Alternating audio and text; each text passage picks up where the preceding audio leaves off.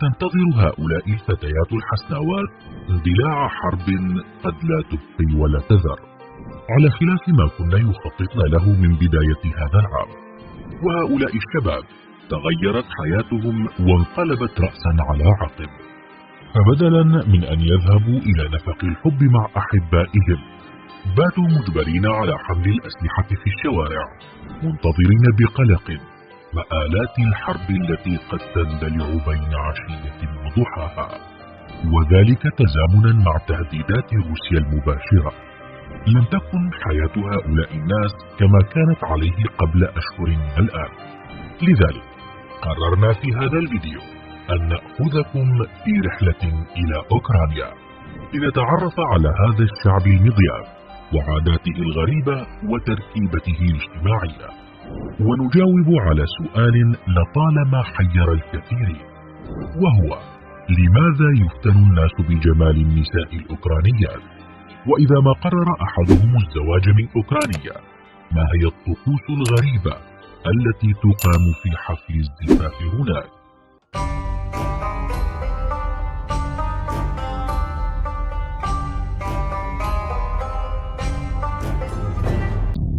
يعيش الأوكرانيون في بلد غالبا ما تكون فيه الحياة اليومية غير مستقرة، وقد تعلموا التكيف مع القواعد والقوانين المتغيرة باستمرار، وذلك بسبب تأثيرات الكنيسة الأرثوذكسية الروسية، بالإضافة إلى تاريخ طويل من الفترات الاقتصادية المضطربة والحكومات غير المستقرة. تقع أوكرانيا التي تعد ثاني أكبر دولة في القارة الأوروبية بعد روسيا في شرق أوروبا، عاصمتها كييف، وتقع على نهر دنيبر في شمال وسط أوكرانيا. تتكون الدولة بالكامل تقريبا من سهول مستوية بمتوسط ارتفاع 175 مترا فوق مستوى سطح البحر، وتصنف على أنها بلد زراعي، لذلك فإن المنتجات فيها أرخص بكثير عن ما هو الحال في أوروبا. العملة الوطنية هناك هي الهيرفنيا، وكل دولار يساوي 25 هيرفنيا. ويبلغ عدد سكان هذا البلد حوالي 43 مليون نسمة.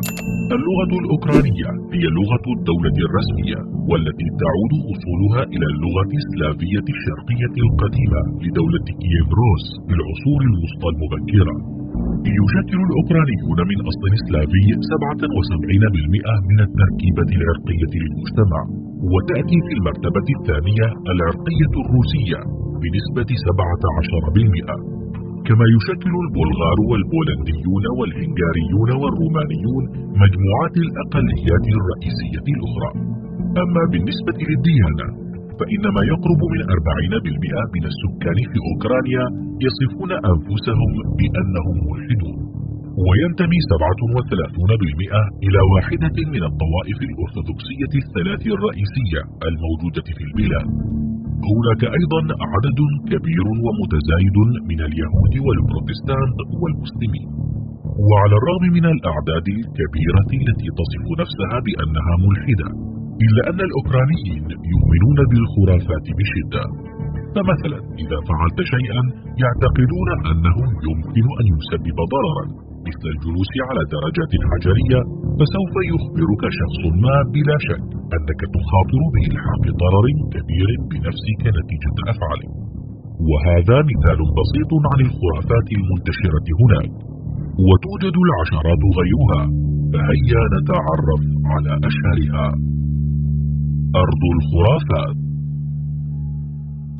تعود جذور العادات الأوكرانية إلى عدة قرون، لكنها في الوقت نفسه لا تزال تحظى بشعبية كبيرة. ومن أهم الأعياد لديهم هو عيد ماسلينيتسا، يقوم الأوكرانيون بالاحتفال به قبل الصوم الكبير، فيحجزون الفطائر وينظمون المهرجانات، وهو بمثابة الوداع لفصل الشتاء. وهناك ليلة كوبالا، وهي عطلة مرتبطة بفترة الانقلاب الصيفي، يتم الاحتفال بها ليلة 7 من يوليو. ووفقا للأساطير في أوكرانيا، تنمو العديد من النباتات السحرية في الغابة، لذلك يعتقد الأوكرانيون أن من يجد نباتا مزهرا في الغابة سيكون ثريا وسعيدا لبقية حياته. ولعل أغرب عادة يقوم بها الأوكرانيون هي في يوم 19 من يناير من كل عام، حيث يقفز المسيحيون الأوكرانيون في حفرة جليدية في الليل. يكسر الناس الجليد ويخلقون حفرة على شكل صليب، ثم يغوصون في الماء ل3 مرات، حيث يعتقدون أن الماء البارد له خصائص علاجية، ومن خلال الانغماس في النهر الجليدي يتم علاج كل الخطايا والأمراض. ومن المناسبات الغريبة في أوكرانيا أيضا هو يوم أحد الصفصاف. يحيي الناس في هذا اليوم ذكرى دخول يسوع إلى مدينة القدس في الدول الغربية.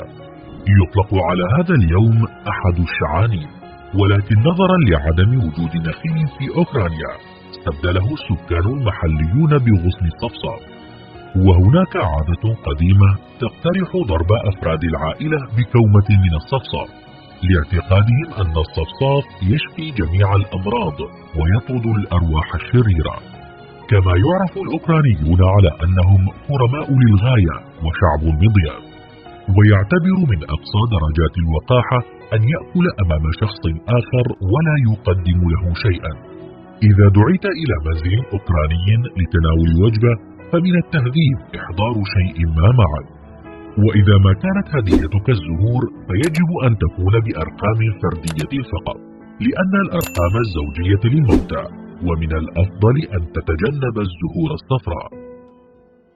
الزفاف الأوكراني.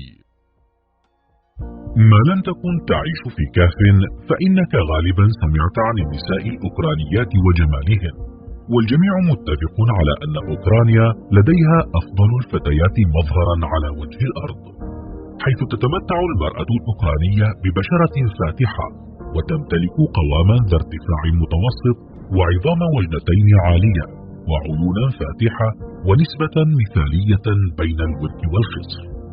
وبسبب اختلال التوازن السكاني في أوكرانيا فإن المرأة هي التي تبحث عن الرجل، وتبذل الفتيات الأوكرانيات قصارى جهدهن في جميع الأوقات للعثور على شخص لطيف، ولا يمكن أن يكتمل الارتباط ومن ثم الزواج بدون أن يحصل العروسين على بركة الأجداد والوالدين.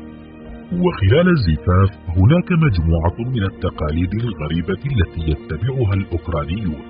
ففي صباح يوم العرس يذهب الرجل إلى منزل أهل زوجته ويدفع فدية لإخراج العروس، وإذا قام الأب بإخراج الفتاة الأخرى من الغرفة فهذا يعني أن على العريس أن يدفع أكثر. وخلال الحفل يتم ربط أيادي الفتاة والرجل بمنشفة مطرزة، ثم يقود الكاهن الزوجين حول مذبح صغير 3 مرات، وتشير هذه المرحلة إلى أن الزواج هو رحلة لا نهاية لها.